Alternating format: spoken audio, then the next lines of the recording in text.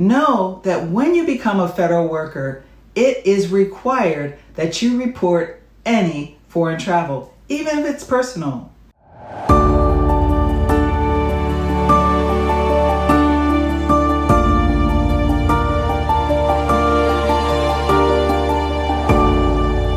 I'm going to tell you today how you can do your part. The State Department travel advisories are continuously revived and updated based on a comprehensive review of the available safety information and ongoing developments. You must also report individuals, regardless of their nationality, that approach you relentlessly to obtain illegal or unauthorized access to classified or proprietary or technical information owned by the United States.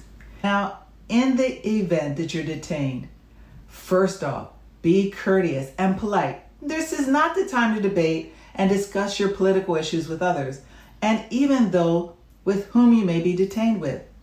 Talk in a normal tone, avoid whispering or making abrupt movements that draw attraction to yourself.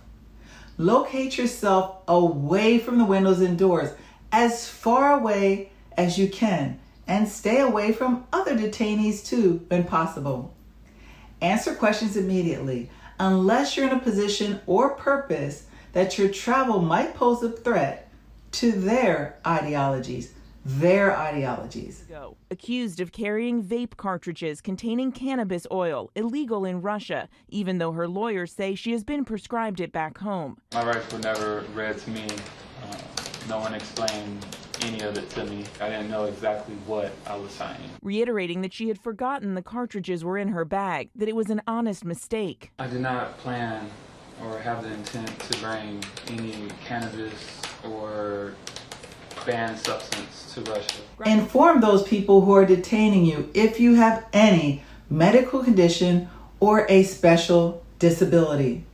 And absolutely do not discuss any possible action that you believe will be taken by your friends, your family, or your country. Now, if you want to know more about travel and your security clearance, please check out this video.